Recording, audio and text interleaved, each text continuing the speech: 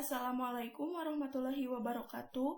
Pada pagi hari ini, saya Nita Maharani akan menyampaikan sedikit tutorial bagaimana caranya membuat sebuah database perpustakaan menggunakan transak SQL dalam SQL Server.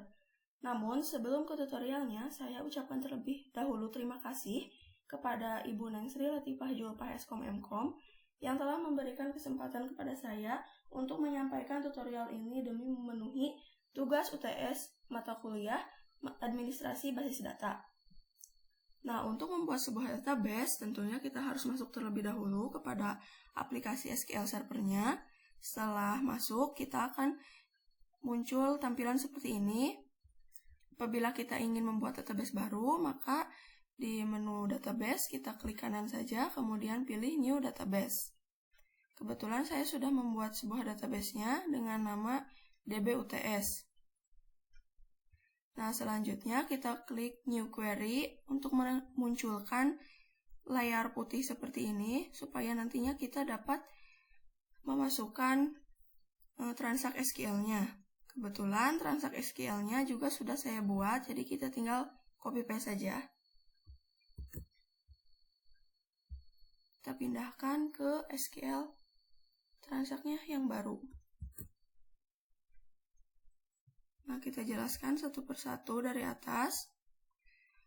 Di sini saya akan membuat 7 buah tabel yang nantinya akan diisi oleh sebuah data, kemudian akan direlasikan dengan data satu sama lainnya, dengan tabel satu sama lainnya.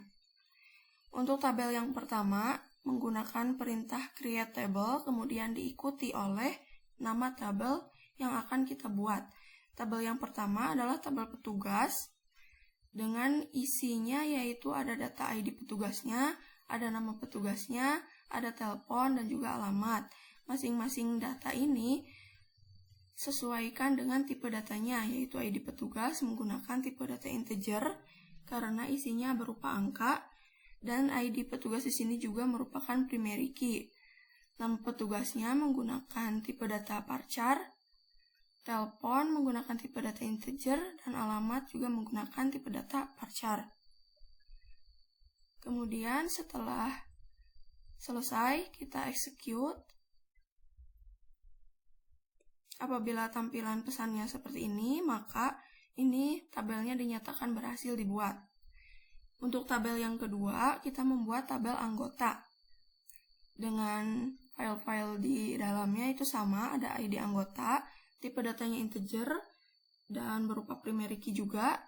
Nama anggotanya menggunakan tipe data varchar, jenis kelamin juga varchar, alamatnya juga varchar, dan teleponnya integer. Kita coba lagi execute.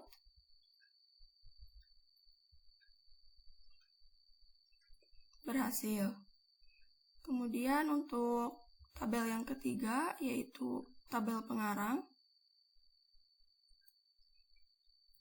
menggunakan tipe data yang sama, yaitu integer dan varchar. Kita execute lagi. Berhasil. Kemudian tabel yang keempat, ada tabel penerbit. Kita execute lagi. Berhasil. Kemudian ada tabel buku.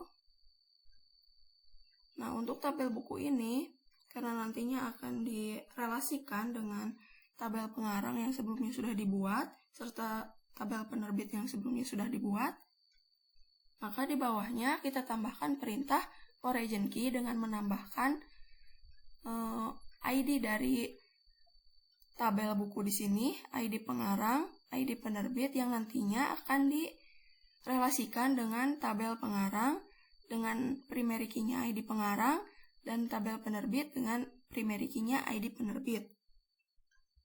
Kita execute. Berhasil juga. Kemudian untuk tabel peminjaman,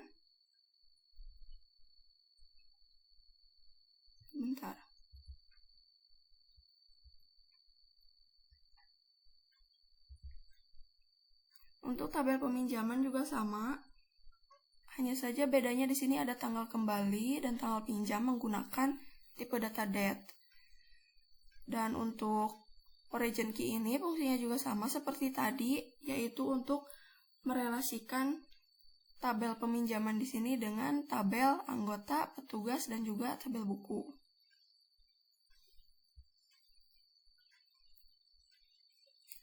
Selanjutnya, ada tabel pengembalian.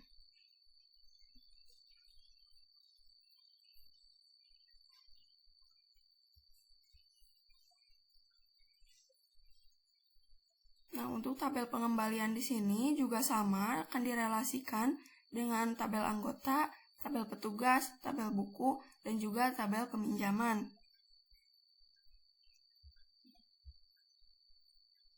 Nah, setelah semua tabel berhasil dibuat, di bawah ini ada perintah untuk mengisi data dari setiap tabel. Nah, untuk contoh yang pertama, di sini kita akan mengisi data dari tabel petugas.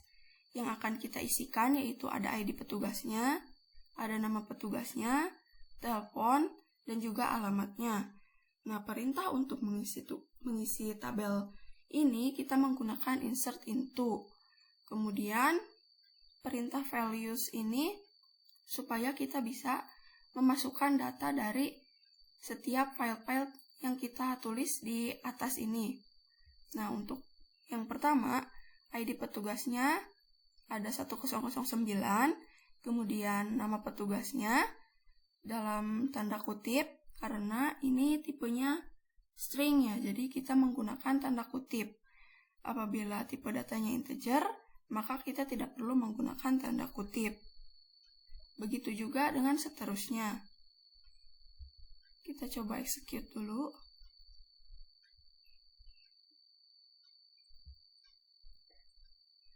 Nah, di dalam pesannya berhasil dibuat dan terdeteksi ada 4 baris data yang diinputkan ke dalam tabel petugas. Kemudian untuk mengisi data dari tabel anggota juga caranya sama, menggunakan insert into. Tuliskan file-file dari setiap tabel yang ada di dalam anggota ini yang akan diinputkan apa saja. Kemudian untuk datanya menggunakan perintah values. Sama di sini juga terdeteksi 4 baris data yang dimasukkan. Kemudian ada tabel pengarang juga. Sama. Ada 4 baris juga.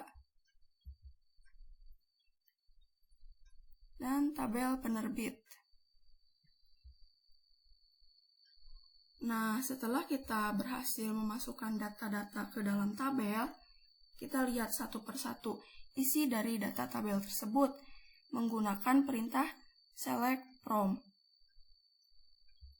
Select ini gunanya untuk melihat data yang ada di dalam tabel. Apabila kita menambahkan tanda bintang, maka semua data akan muncul, akan bisa dilihat. Nah, ternyata di dalam tabel petugas, isi datanya ada 4 buah, dengan di dalamnya ada ID petugas, nama petugas, telepon, dan juga alamat.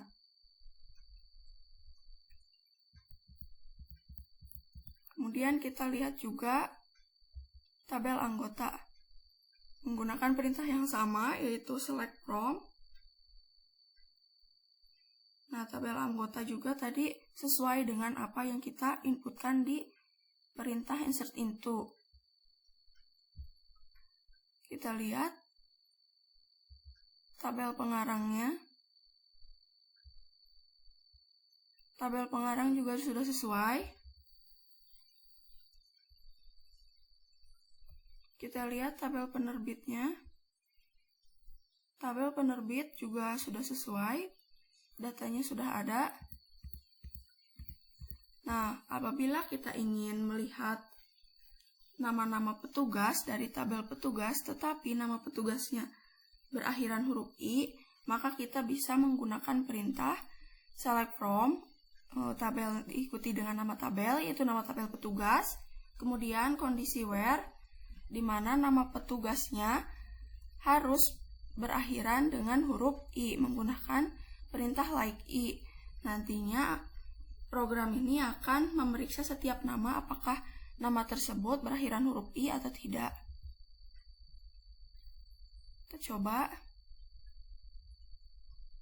Nah, ternyata di dalam tabel petugas ada 2 nama yang berakhiran huruf I, yaitu Cici Lestari dan juga Atik Prameswari.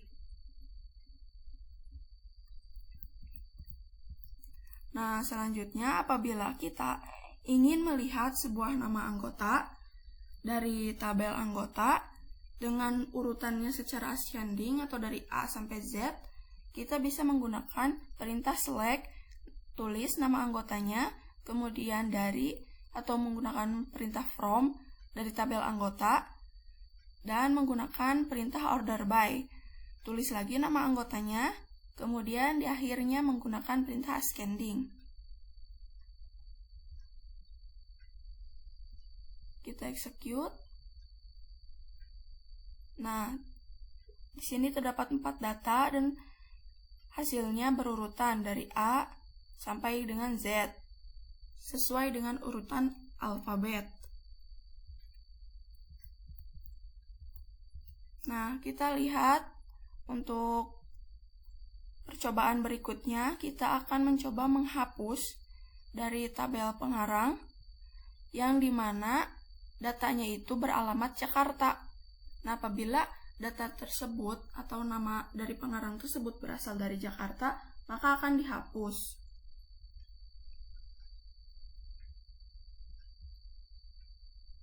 Nah, ternyata terdeteksi 1 buah data yang berasal dari Jakarta pengarangnya. Kita lihat lagi keseluruhan datanya jadi seperti apa. Nah, ternyata datanya tinggal 3 saja, karena tadi ada 1 yang berasal dari Jakarta. Jadi sisanya tadi Jawa Barat, Kediri, dan Papua. Jakartanya dihapus. Nah, setelah kita berhasil membuat tabel, mengisi datanya, dan juga melakukan berbagai macam percobaan seperti melihat isi dari tabelnya, mengganti nama, atau melihat nama menggunakan ascending, melihat nama-nama berdasarkan alfabet I, dan yang terakhir tadi ada menghapus data. Nah, setelah semua itu kita ketahui, kita lihat relasinya seperti apa. Kita lihat di sebelah kiri sini.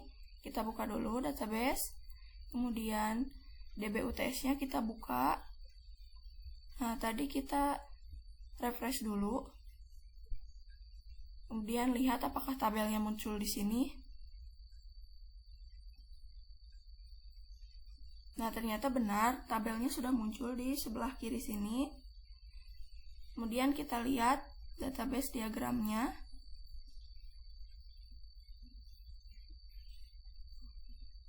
Nah, kita blok terlebih dahulu semuanya, kemudian kita pilih add.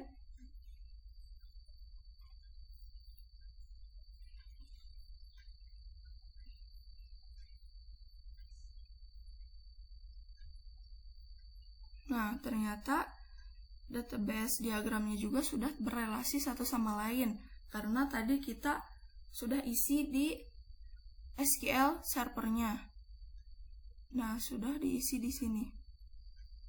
Nah, menggunakan perintah ini. Maka dari itu, diagramnya sudah berelasi satu sama lain. Kita hanya perlu merapihkan saja.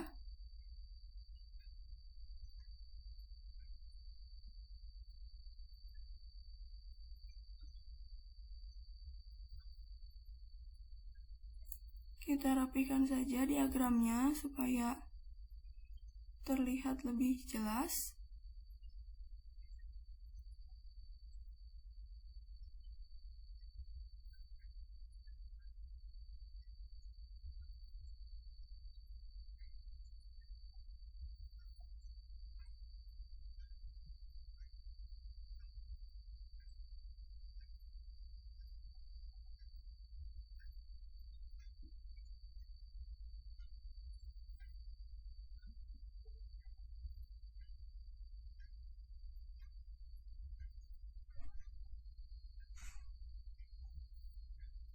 Nah, seperti ini kita geser ke atas.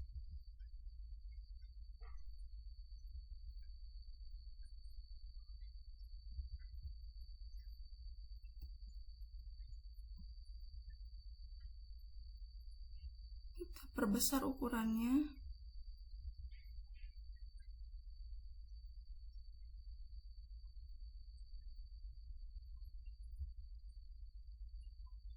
Nah, dari tabel peminjaman di sini berelasi ke anggota,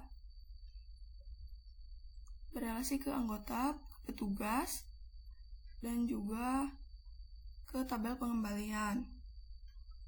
Ke tabel buku juga berelasi karena tadi kita memasukkan relasi ke tabel buku juga.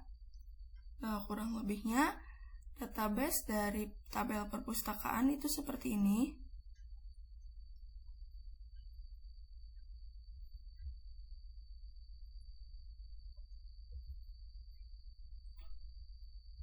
Mungkin ini nanti bisa dirapih-rapihkan lagi supaya terlihat lebih bagus.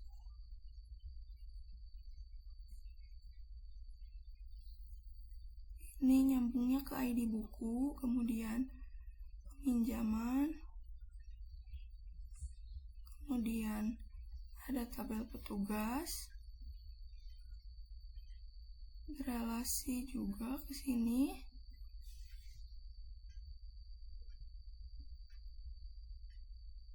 Ada ID anggota yang berelasi ke tabel anggota.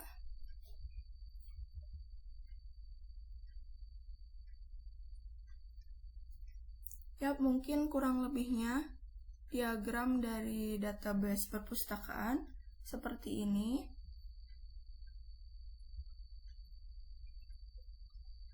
Mungkin pembuatan database perpustakaannya saya cukupkan sekian.